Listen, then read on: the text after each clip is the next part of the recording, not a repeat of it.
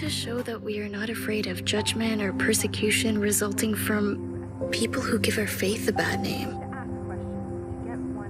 Aren't you scared? I mean, don't you see what's happening to Muslims, to us?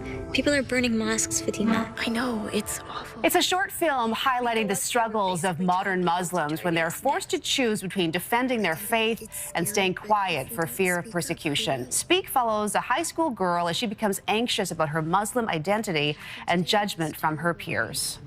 And joining us now to tell us more about this is Shaheed Devji, the writer and director of Speak, and lead actress Ziyana Vasaya. Good morning to you both. Morning. Ziyana, let's start with you first. Tell us, you're the lead actress. Tell us about the film Speak.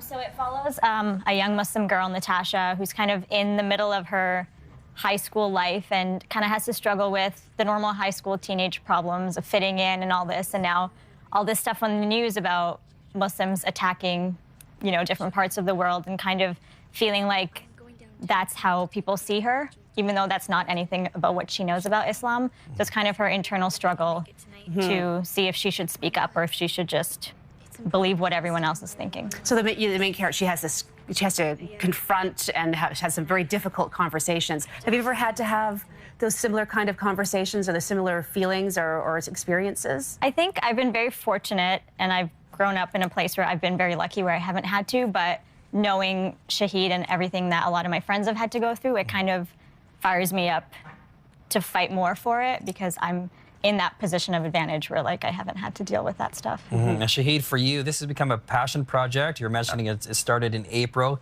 with the tragedy in Christchurch. Just tell us the reason why you really wanted to do this. Yeah, so as I was saying to you off air, this is something that's been an internal battle for me for a long time.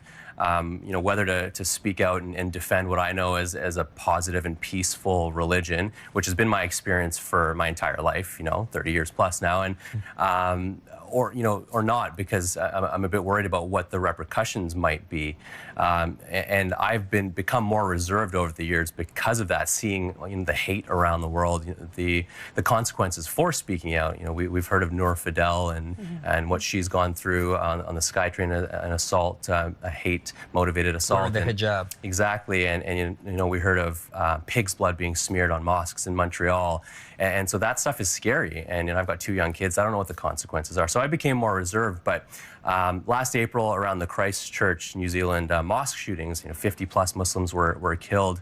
I thought, as many did, that is very heinous, but I couldn't speak out about it because I was scared. And then I saw people like Ziyana tweeting about Islam and about it being peaceful and tolerant and positive.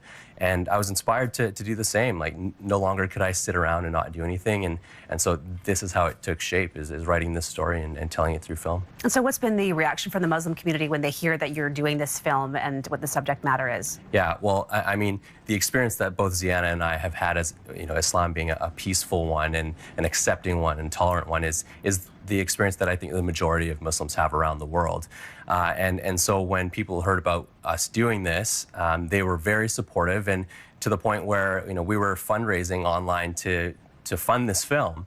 And we had 100 or so contributors raise more than $7,000. So they helped get this film made, and now are helping get it out there. It's amazing. So volunteers were part of the production, donations. So does it surprise you that so many people wanted to be a part of this film, that wanted to make sure this film got to air? Honestly, I don't think so. In our community, there's such a huge family dynamic, so everyone's always supportive of each other. And the second they heard we were making this, they were like, how can we help? How can we help spread the message? So honestly, I feel like we kind of anticipated all this love and support from everyone around us. And I'm sure you share similar experiences. I'm guessing it affects mental health when you're a victim of racist incidents. Have you been personally, whether it's the border or just on the SkyTrain or around the Lower Mainland, have you felt that? Well, I specifically remember one instance when I was working in Ontario, and I was walking the streets of Toronto, and this was my first and maybe my only experience with it. I was walking the streets, and a pickup truck drove by and called me quite a derogative term, and I was shocked at that point to hear that type of language was used in Canada, which I knew to be such a progressive and peaceful place, and that was probably 10 years ago now, and it's only become more a a thing since then. So yeah, that was my first and only experience, but I've seen it so many times since then. Yeah. So your film Speak is being screened tomorrow night. Tell us about that. Yeah. So we have an educational event that's triggered with the screening. It's at the Smiley Center, Vancouver, and there's a panel discussion on Islamophobia. Noor Fidel, as I mentioned, is on it. We're on it, and a young teenager named Kian who's gone through some similar things. And there's only a few seats left at this point. So amazing. Yeah. Well, congratulations on this project and the film and all the work you're doing to raise awareness. And good luck with the screening. Yeah. Appreciate it. Thank you. All right, Shaheed Devji and Ziyana.